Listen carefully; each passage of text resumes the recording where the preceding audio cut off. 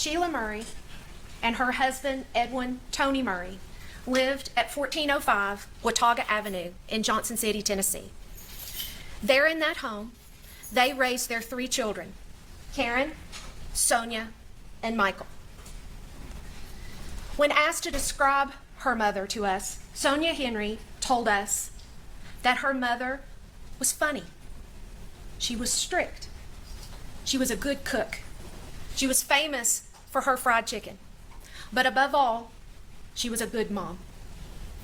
In 2015, Sheila Murray suffered a stroke.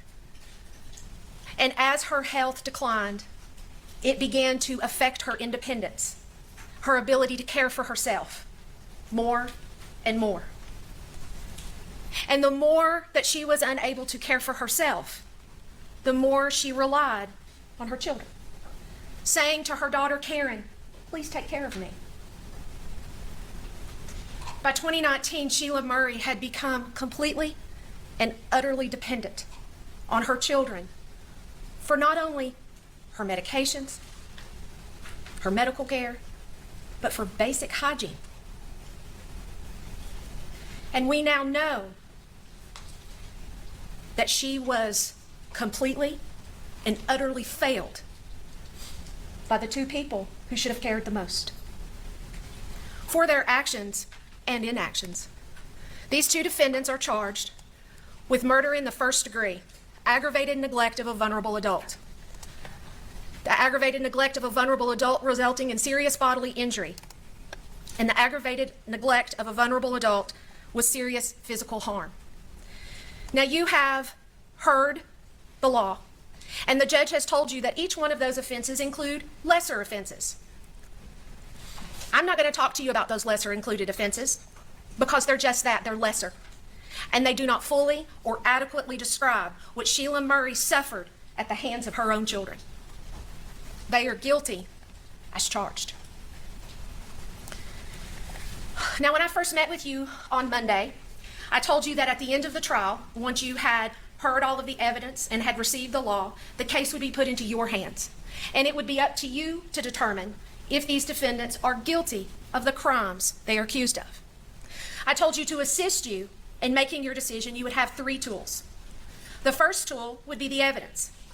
And you have now received all of the evidence that you were to use in making your decision. The second tool would be the law. And you've now received all of the law that you are to use in making your decision. I want to take some time to talk to you about those first 2 tools. In count 1, the defendants are charged with murder in the 1st degree in the perpetration of aggravated neglect of a vulnerable adult. The elements are that the defendants, either or both, or one for whom the defendant is criminally responsible, unlawfully killed Sheila Murray. That the killing was committed in the perpetration of, or the attempt to perpetrate, the offense of aggravated neglect of a vulnerable adult. That is, the killing was closely connected to the neglect and was not a separate, distinct, or independent event. And that the defendants intended to commit the aggravated neglect of a vulnerable adult. Now, you will notice that each and every element of the crimes that Judge Rice has just read to you begin with the phrase, that the defendants. One of the things that the state must prove to you beyond a reasonable doubt is that the 2 people here in the courtroom today are the people who are accused and committed these crimes. So what evidence do you have as to the identity of these defendants?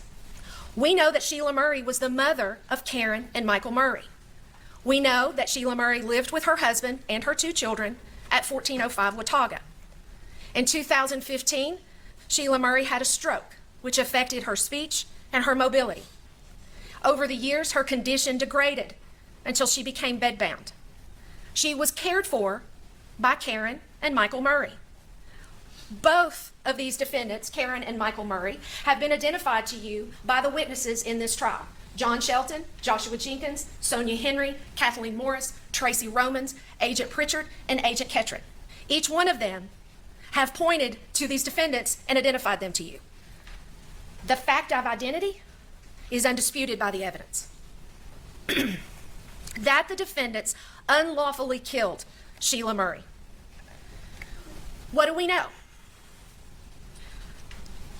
that after suffering from a series of strokes and other medical conditions, Miss Sheila needed constant care from her family. She was taken care of by her daughter, Karen, and her son, Michael. On August 10th of 2019, 911 was called. The report was of a possible broken leg from a fall. Those first responders told you that this came in as what they call non-emergent, which means no lights and sirens. It was said to us, it was like, hey, my mom fell, can you just come check her out? Like it wasn't an emergency. Once the EMT and paramedics saw the condition of Miss Sheila, they saw that serious injury on her ankle, and they saw the absolutely disgusting conditions that she was being forced to endure. That non-emergent call changed immediately, and she was rushed to the hospital. And we know that despite medical intervention, Miss Sheila died. She died because of that serious injury. She died because of their severe neglect. And remember, ladies and gentlemen, this crime of murder in the first degree and the perpetration of a felony, this is not premeditated murder. This is not about two people plotting a murder. This is about two people who had a duty, who had a responsibility. And because of things like, we were busy, we were stringing beans, they chose to allow their mother to lay in her own filth.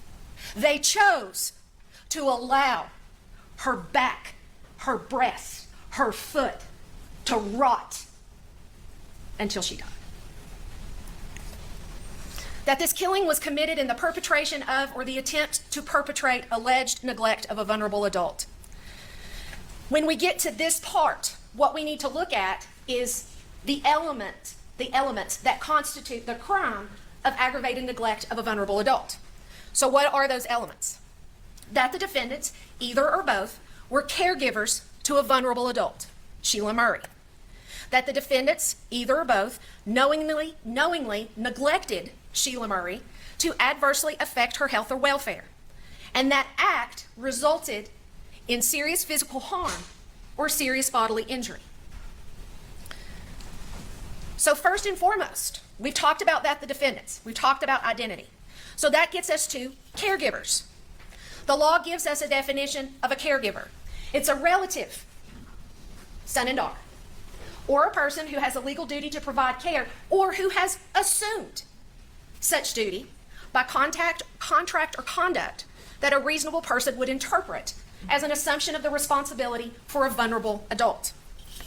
So what evidence do you have in this case of caregiving? We know that in 2019, Sheila Murray was unable to care for herself in any way. She relied on her family to help her with everything, from eating to basic hygiene. Michael Murray told Agent Pritchard that he and his sister Karen were the primary caregivers for their mother. Those were his words. He acknowledged that his mother needed constant care. And he told Agent Pritchard, and you heard that interview, what each of their responsibilities were. He told you that Karen did tasks such as giving her medications and bathing their mother, because in his words, she's the lady. He told you that he would help his sister in lifting and moving their mother from her bed to the bedside commode.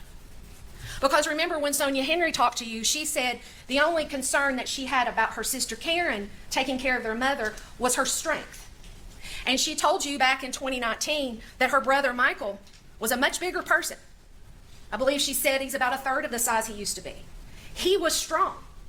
And we know that he did help with lifting and moving Miss Sheila because he told that to law enforcement. Michael Murray said that he would not just move her and lift her, but he would help change her. He would clean the bed. He would change the sheets. Because remember, he said when cleaning the bed and changing the sheets, a lot of times they used bleach. And he had to be careful with that because his mother had such sensitive skin. Karen Murray also told Agent Pritchard that she, along with her brother Michael and her father Tony, were responsible for Miss Sheila's care. She said, we each help her eat, use the toilet, change, and clean her. She said that her father worked outside the home. Although Michael and Karen both had had jobs outside the home at different points in their life. At this point, Tony Murray, their father, was the only one working outside the home. So while he was the breadwinner, their responsibility was taking care of Sheila Murray. She said that especially when her father was gone, they were solely responsible for taking care of their mother. When he was home, the three of them would. But remember what we also know about Tony Murray. At this time, Sheila was 68 years old. Her husband was older than her. He was already in his 70s, and he had health issues of his own. Sonia Henry told us about a previous heart attack, kidney issues, and we heard that he had issues with his back, so he couldn't lift her on his own. So we know that when it came to the day-to-day care, it fell on the shoulders of Karen and Michael. When Tracy Romans did her home visits, those 14 visits between January of 2017 and March of 2019, the only caregiver that she spoke with was Karen Murray. When Ms. Romans would come to visit, the person that she spoke with was Karen. And if there were any problems or concerns, Karen would report those to Tracy Roman. And we know that happened because we heard Tracy Romans going through her records where she talked about on that first visit in March of 2018, after Ms. Sheila had been released from Cornerstone, that Karen Murray talked to Tracy Romans about her concerns on her mother's high blood pressure because her mother had been taken off high blood pressure medicine at Cornerstone. And that was something that then Tracy Romans checked, and they discussed medications. When it came to how to give medications, when to give medications, that information was given to Karen Murray.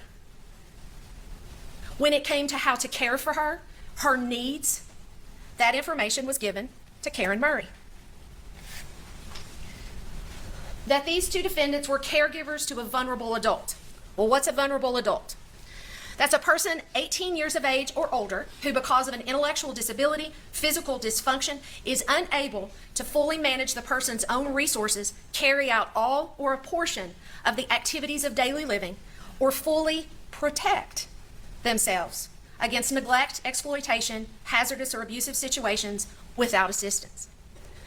So what evidence do you have that Sheila Murray was a vulnerable adult? Well, we know this, that she had a stroke in 2015, which affected her independence. And over time, her condition declined to when she was no longer able to eat or drink on her own. She couldn't move or get up and use the toilet on her own. She couldn't even clean herself. And she had become incontinent, unable to control her bladder or bowels. She was entirely dependent on her children for her care. Sheila Murray is a textbook example of a vulnerable adult.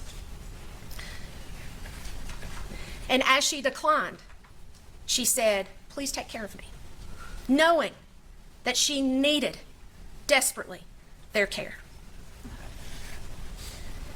That the defendants willfully and knowingly neglected a vulnerable adult. Willfully means voluntary and knowingly. So what does knowingly mean? It means a person acts knowingly with respect to the conduct, meaning they know what they're doing, they're not sleepwalking, they're not hypnotized, or to the circumstances surrounding the conduct when they're aware of the nature of the conduct or that circumstances exist. Now, ladies and gentlemen, as far as I know, none of us have mind reading abilities. So we can't tell what's in the minds of Karen and Michael Murray. So to know, to understand what they were aware of, what they knew, we have to look at their actions. We know that Karen and Michael Murray lived with their parents on Watauga. And we know that although they had had jobs outside the home at various points in their life, they lived at 1405 Watauga for the entirety of their parents' lives. No one was more aware of the challenges that Sheila Murray faced than the two people who lived with her. Karen and Michael Murray were fully aware of their mother's medical conditions. When they were interviewed by Agent Pritchard, and you heard those interviews yesterday and the day before, they spoke very plainly about their mother's medical issues and challenges. You never heard them say, "Gosh, I didn't know she needed to wear a diaper." Gosh, I didn't know that she couldn't move on her own. They knew that. And they knew that this was not a new condition. It didn't happen the day before. This is something that had been part of their lives for quite a while. They knew that their mother needed total and complete care. Remember Michael telling Agent Pritchard what her responsibilities were, what his responsibilities were. Karen Murray talking about what her responsibilities were, what Michael's responsibilities were. They knew that their mother could do nothing for herself.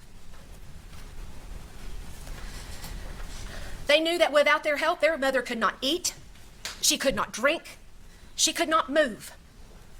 She couldn't get up to go to that bedside commode, and she had incontinence. And they knew that because she wore diapers, and she needed to be cleaned, in both of their words, multiple times a day. They knew that she needed to use the bedside commode multiple times a day. In March of 2019, March 7th of 2019, we know that Karen Murray reported to Tracy Romans that her mother was had urinary incontinence, and she was no longer able to tell them that she needed to go to the commode. Both of these defendants knew that because of her physical dysfunction, because of her medical challenges, she could not change her own diaper, she could not change her own sheets, she couldn't wash her own hands. And ladies and gentlemen, they knew that there was medical help available, at the very least through Tracy Romans, because both of them talked about Tracy Romans coming to the house. They both talked about the things that Tracy Romans did. They knew she was there. It's clear from the statements to Agent Pritchard that they knew something was wrong with her ankle, with Miss Sheila's ankle. They talked about her complaining of foot pain. They talked about swelling. John Shelton, Joshua Jenkins, Dr. Lawson, and Dr. Cook told you that the condition of that ankle, the condition of her whole body from the top of her head to the tip of those unclipped, bloody, dirty toenails could not have happened overnight. The bone that was protruding from her ankle was dead and blackened from long time exposure. That bone did not pop out the evening of August 10th, 2019 like a jack-in-the-box. That bone had been exposed for a while. And as far as it being wrapped, well, what we know from the medical proof is there was dried feces in and around that wound. That huge sore on her right scapula, on the shoulder blade, that didn't develop overnight. We heard from the doctors and the paramedics about progression of bed sores. You don't have a little redness today and a 5x6 open necrotic wound in a matter of hours or days. We're talking weeks. That ulcer on her back was so advanced that it had eaten through her skin, through her fat, through her muscle, and was down to her bone. And they knew that sore was there.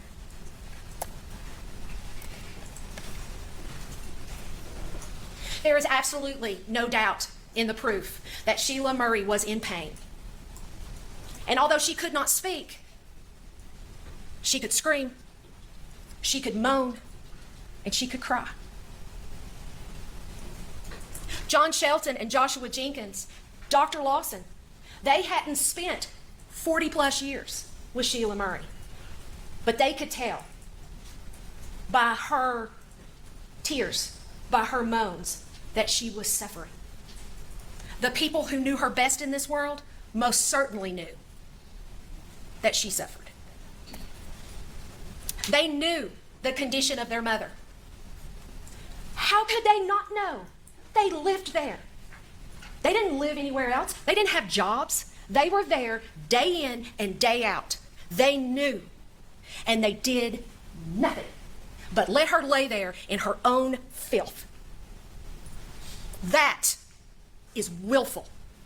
That is knowing neglect. The law gives us a definition of neglect. And the judge has read that to you.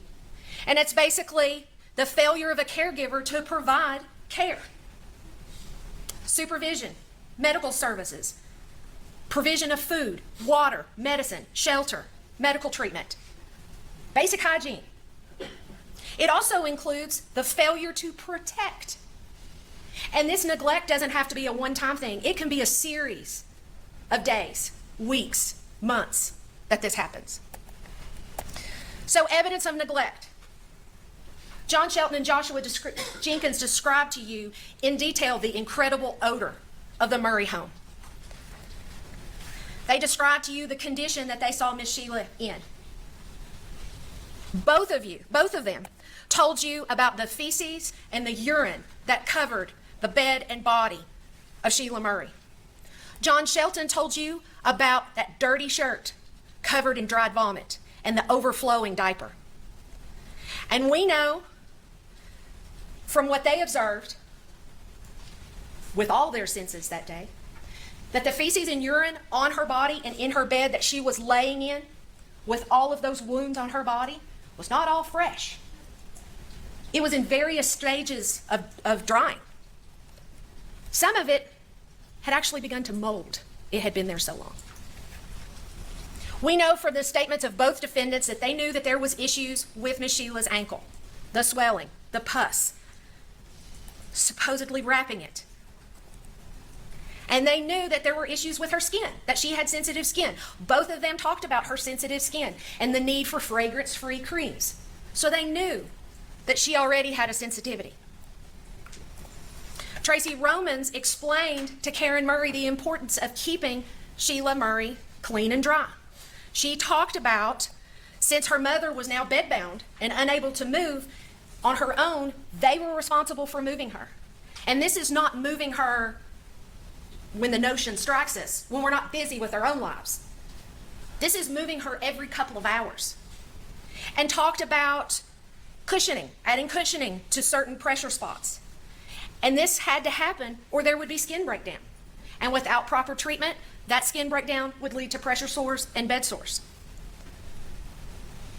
We know that these defendants were aware of this need because Karen Murray very explicitly talked to Agent Pritchard about putting towels down to try and have cushioning on the mattress because she said the mattress wasn't very cushioning on its own. We know that Michael Murray talked about how it was necessary to clean his mother, change her, clean her bed, clean her sheets. They knew that she needed to be kept clean, that she needed to be kept dry, and that she needed to be moved. But she wasn't moved by either defendant. And that's not only clear from that huge wound on her back, but all the other wounds on her body. On her elbows, on her hands, on her buttocks, on her feet. And the fact that physical therapy helps with those contractures. Dr. Cook talked about that. And they did nothing but let her draw up and lay in filth. And let's not forget her breast. The hospital intake thought that Sheila Murray had had a mastectomy because her right breast was trapped under her arm. And it was trapped under her arm for so long that part of her breast had died and became infected, oozing pus and rot. That was so severe on her breast and on that huge wound on her back that after several days in the hospital, after being cleaned up, after having treatment, when Miss Sheila's body was brought to the medical examiner's office, she still had an odor of pus and rot emanating from her body.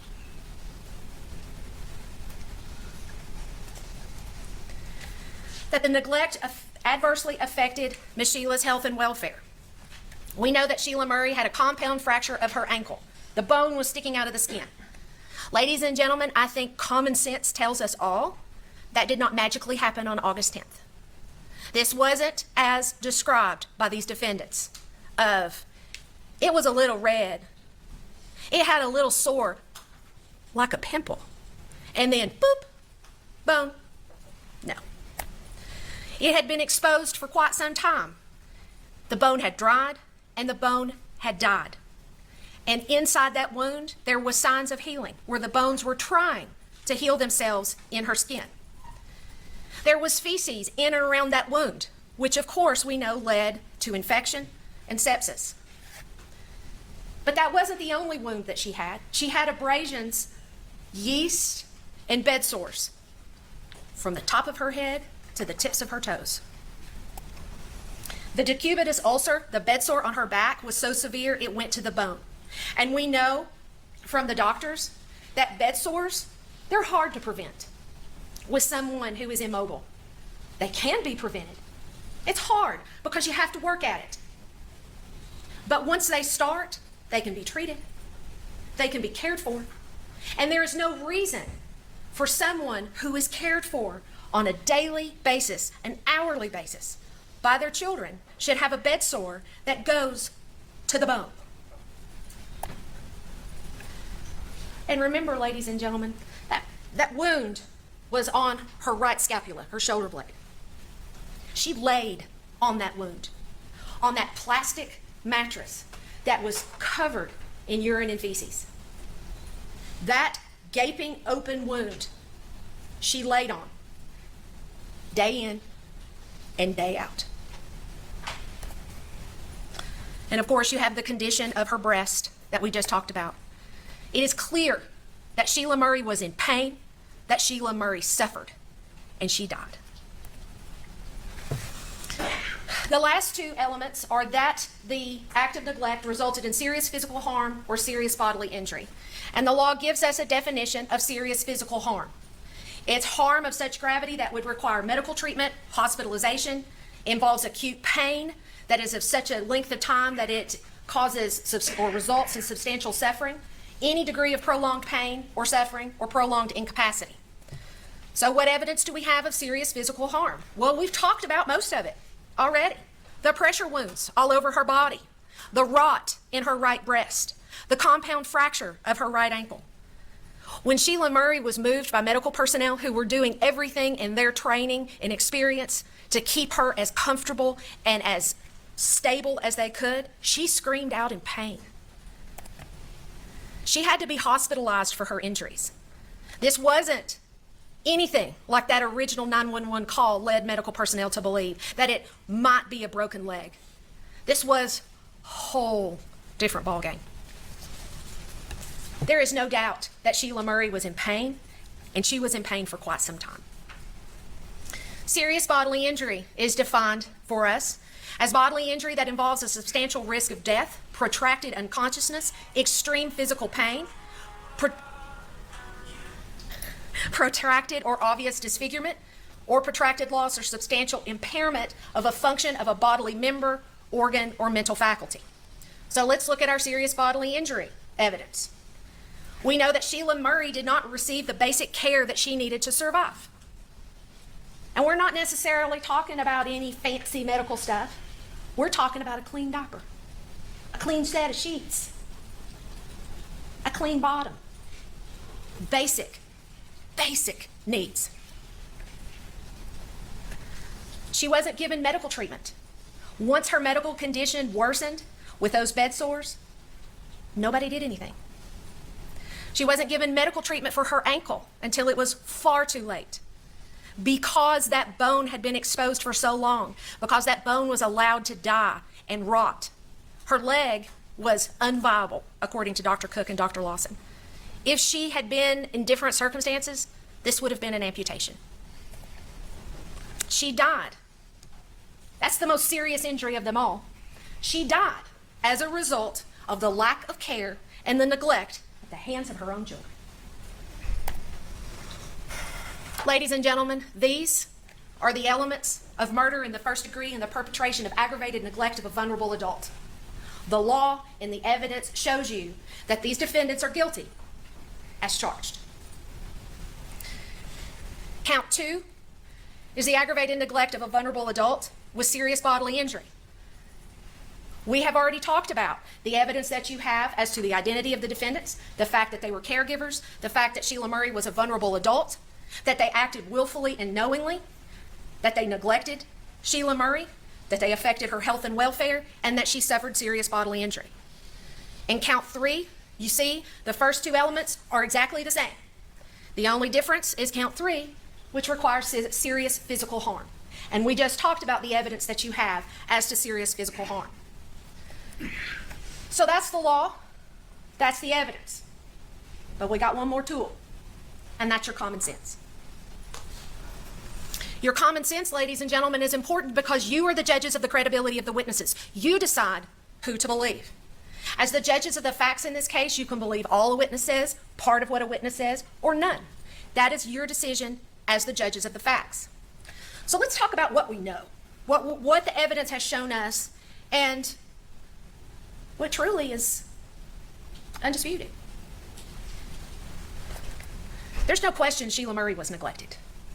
There is no one in their right mind who would walk in this courtroom and tell you that Sheila Marie was well taken care of, that her needs were being met, that she was in a loving, safe environment, that she was being protected in her disability. She was neglected. That's clear. There's no question that she died from that neglect. Yes, she had health issues. She had blood clotting issues. She had bone issues. She had the stroke. She had heart, kidneys. You saw that in the medical examiner's report. But you also heard the medical examiner say that had she been given the proper care, had she been in clean, sanitary conditions, this wouldn't have happened. There's no question that these 2 defendants are caregivers. Period, end, stop. By their own words, they were her caregivers. Nobody has to put that down on a piece of paper. There doesn't have to be any legal documents to that effect. They were her children, and they assumed that care. And they said, we were going to care for her. Michael Murray said that they wanted to care for her in the home because you know how nursing homes are. You don't get very good care in nursing homes. And there's no question that Sheila Marie was a vulnerable adult. She is the very definition of a vulnerable adult. And there's no question that she suffered serious bodily injury and serious physical harm. The only question is, was this willful and knowing? Did these 2 defendants knowingly engage in the conduct that resulted in neglect? They knew that she needed to be checked on. They knew that she needed diaper changes. But we know from their own admissions on August 10th that by 5:30, 6 o'clock at night, no one had checked on Sheila Marie since the day before. Because, in Michael Murray's words, we got kind of busy. In Karen Murray's words, well, you know, you have your own life to live. They knew that she needed care. They knew what she needed. Bare, basic, minimum. They knew she needed to have her diaper changed. And they did nothing. And Sheila Marie suffered the consequences. Let's look at what they admitted to knowing. We'll start with Michael Murray because that was the interview you heard first. He admitted to Agent Pritchard that he and his sisters were the ones responsible for most of the care of their mother. He said that Karen was responsible for medications and bathing because she's the lady. He was responsible for helping Karen with lifting and moving Miss Sheila. And he said, I'd clean off the bed, change the sheets, and help get her to the bedside commode. That's when he talked about the bleach and the sensitive skin. He said that he and his sister would feed Miss Sheila, make sure she had water.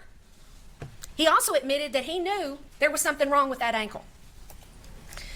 He said that his mother, she was complaining, his words, about foot pain. He told Agent Pritchard that her ankle had been wrapped by Karen. He also said there was always someone with Miss Sheila. She was never alone. In his words, she's never on her own. Despite that, despite him saying, oh, there was somebody always with her. If Dad was at work, it was either Karen or me. If I had to go do something, Karen would be with her. If Karen needed to do something, I was with her. Well, we know that's not true because he said well, yeah, we would take her to the commode or change her once or twice a day. But we know on the day 911 was called, in his words, we hadn't gotten her up that morning. In fact, he said, we got kind of busy, direct quote, and didn't check on her that evening until about 6 p.m. When was the last time she had been gotten up? Probably the day before. She hadn't been checked on or moved in almost 24 hours. And that's what they admitted to. And in his words, we just let her lay in the bed. Michael Murray said that he knew what his mother needed. He talked about her needing to be changed, to be bathed, to be fed, to be moved. He clearly understood the needs of his mother. He knew that she needed those bed linens changed. He also expressed knowledge about those medical visits when the home health nurse would come in and past and present medical issues. This is not somebody who was clueless as to things that were going on with his mom, because remember, he'd lived with her his whole life. He talked about, I think she was diagnosed with bone density problems. He talked about issues that she had when he was 14 that put her in a wheelchair. He knew quite a bit of information about his mother's medical conditions. He knew she had a sore on her back, because that's when he started talking about the fragrance-free creams. He knew that she had a sore on her ankle. And when talking about those medical visits, he was talking about things that would happen, and he specifically talked about INR checks. And he talked about his mother's condition of lymphedema. Karen Murray agreed that she and her brother were caregivers to their mother, that they, along with their father, were responsible for Sheila's care. In her words, we would help her eat, we'd check on her when she needed to go to the bathroom, change her, and try and clean her.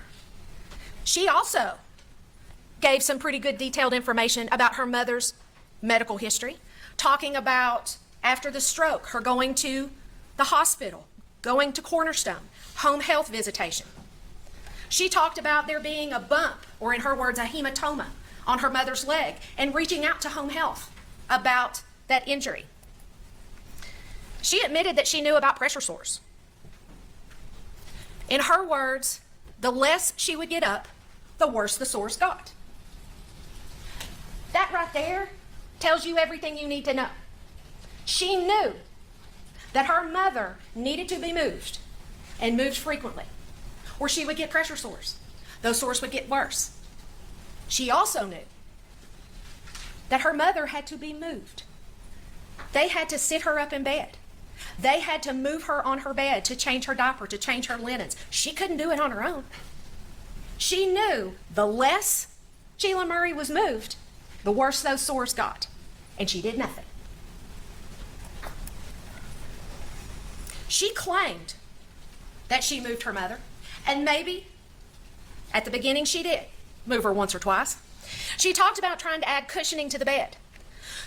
And that's important, ladies and gentlemen, because there has been some statements trying to lead you to believe that these defendants don't understand the common English language, that they don't understand basic care like change a diaper, give a bath. This shows you that Tracy Romans explained to Karen Murray what causes a pressure sore and how to prevent a pressure sore. And Karen Murray heard that information and put it into use, at least for a little while. We know that Tracy Romans was scheduled to come to that house every 3 months, unless needed sooner. She told us that that's how she was scheduled by the doctor's office, was every 3 months. But if there was an issue, if there was a concern, she could come sooner. And that information was conveyed to Karen Murray. Her last visit was March 4th of 2019. The next visit was to be in June. But that visit was canceled by Karen Murray. When asked about rescheduling it, she kind of hemmed and hawed around. Well, I thought they'd call me. I thought they would just do it, and then ultimately she fessed up. It just slipped my mind. I got busy taking care of my mom. It's a good place there to use our common sense. Day in and day out, you see Sheila Murray. You see her condition. You see the suffering that she's enduring. By her own statement, she said she knew her mother was in pain. But making a doctor's appointment slipped her mind. That's willful neglect. She talked about the lymphedema in her legs and knew that swelling was a problem for her mom, but said, well, I didn't check on her daily. She talked about the ankle being swollen, and she talked about there being a sore that had pus and bleeding. She said that on August 10th of 2019, when they called 911, that what prompted the 911 call was she saw bleeding. I saw her ankle was bleeding, and I screamed for them to call 911. Really? Because John Shelton and Joshua Jenkins both told you there was no signs of any kind of wrapping. There was no active bleeding or fresh blood. What was there was dried. And not only was she in her bed covered in feces, so was that ankle wound. The defendant claimed that what prompted that 911 call was they were moving Miss Sheila so they could get her cleaned up because, in her words, she had pooped herself. And it was then that she saw this weird little piece of cartilage that hadn't been there before. That jack-in-the-box bone, which we know is medically impossible. First of all, that's not how a compound fracture happens. Secondly, that didn't just happen. Now, there was about 2.5 hours between the time that they supposedly checked on Miss Sheila and the time that they called 911. But that bone does not dry and die 2 hours. And again, showing knowledge about issues with Miss Sheila's legs, knowing her medical history, she talked about how they used to go to Bristol for wound care, but they stopped going a while back. It's very clear from her interview with Agent Pritchard that she knew that her mother required constant care. Despite the fact that she knew that her mother needed help with every single facet of her life. She said, quote, sometimes just with having our own lives, we just didn't check. She was the sole person that spoke to Tracy Romans and worked with Tracy Romans. She was the one who was instructed on care and medications. One of the examples of that was the thyroid medication. We know that the December 11th visit, Miss Murray's thyroid level was elevated. It was 4.99. The high range is 4.78. In talking with the defendant, Karen Murray, about that medication, Tracy Romans found out that Karen Murray was giving her that medication with her other medications. Synthroid's different. Synthroid has to be given before breakfast and at least 30 minutes before all other medications. She gave that information to Karen Murray. That information was put into use. How do we know that? Because we know at the March 2019 visit, Miss Murray's thyroid was normal. She knew what needed to be done, and she knew why it needed to be done. And she knew if there were issues, she could call the nurse. And we know that she did that when she talked about reporting that hematoma. A hematoma which was described by Tracy Romans as a contusion on the right tibia. And Tracy Romans told you that that was pointed out to her by Karen Murray, that she looked at it to check it out to see if it could be a possible break or any kind of underlying damage. And she told you, Tracy Romans, that Karen Murray showed her a picture on her phone of what the ankle looked, what that area looked like the day before. So she knew, if I have a concern, I can take it to the nurse, because she did that. Karen Murray admitted to seeing fungus on her mother, a situation we know existed from Dr. Lawson, from Shelton and Jenkins, as well as Dr. Cook. She said she knew her mother was losing a lot of weight. When asked about the smell in that home that was so graphically described by the first responders, she said she didn't notice the smell because she was having issues with her allergies. But she did admit that she hadn't checked on her mom that day because she was spending quality time with her dad out back stringing beans, while her mom laid alone, immobile, in urine and feces, an overflowing diaper, and a vomit-covered shirt. But they had quality time. It wasn't until 5 or 5:30, according to her, that she checked on her mother. She said that she removed her socks and cleaned her feet. And that's when this little bit of cartilage was seen. We know that's not true, because her feet were covered in feces, just like the rest of her. So let's talk about what the defendants don't want to talk about. Let's talk about what the medical personnel saw. John Shelton described to you, quote, an overpowering smell of urine at the front door. He said that odor intensified as he got closer to Miss Sheila's room. He told you that she was laying in a bed in a dirty white t-shirt that had dried vomit on it. He said one of her eyes was matted with discharge and swollen shut. She had yeast around her neck, and she was laying in feces and urine in various stages of drying and decomposition. Some of it was covered in mold. He told you about the condition of Sheila Murray's ankle. He talked about that protruding bone that had blackened and died. That's not something that happens overnight. And he told you there was no active bleeding. He told you how she screamed when they moved her. Joshua Jenkins told you that this call stands out in his mind due, quote, to the sheer amount of neglect. He said upon entry into the home, he was, quote, struck in the face with a god-awful smell of human feces and urine.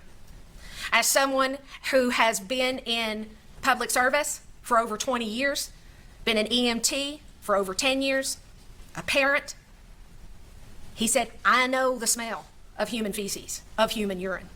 It's different than a pet. This was human. It was clear to him when he saw Sheila Murray's ankle injury that bone was necrotic. He told you that she made moaning noises, which indicated to him that she was in pain. He described her as being covered in fecal material, not only her bed, but her body as well. And some of that fecal matter had molded. Both of them told you that. The urine was brown and crystallized.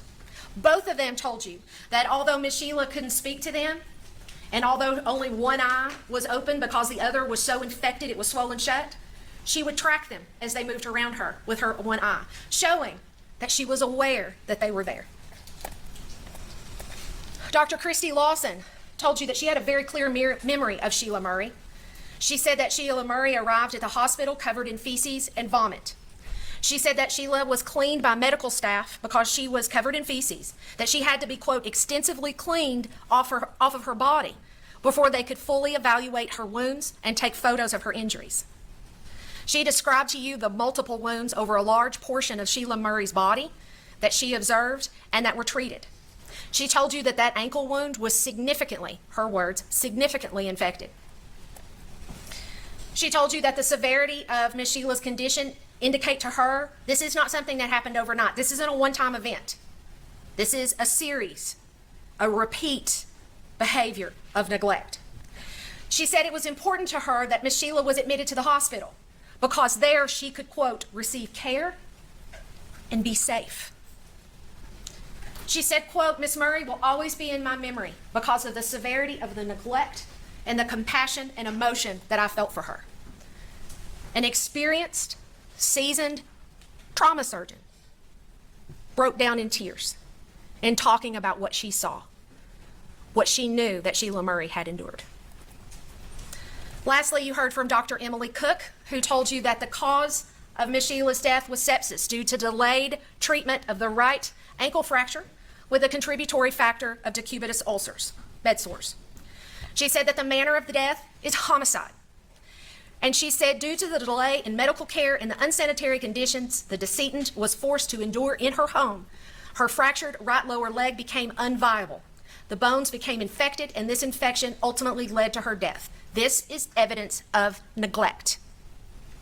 She told you that, like Dr. Lawson, this was a case that was beyond the pale. Had she seen bed sores before? Yep, nothing like this. Had she seen elderly patients come in for autopsy? Yes, nothing like this. Ladies and gentlemen, This is not a case of medical ignorance. Well, we just didn't know what to do with that huge gaping wound in her back. We just didn't know what to do with that bone sticking out of her leg.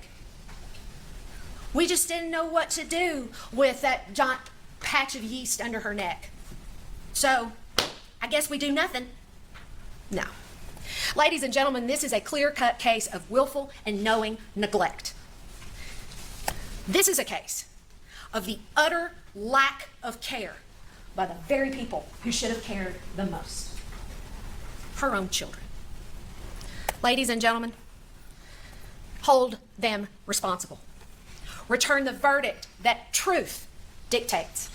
Return the verdict that justice demands. Find them guilty. Find Karen Murray guilty of the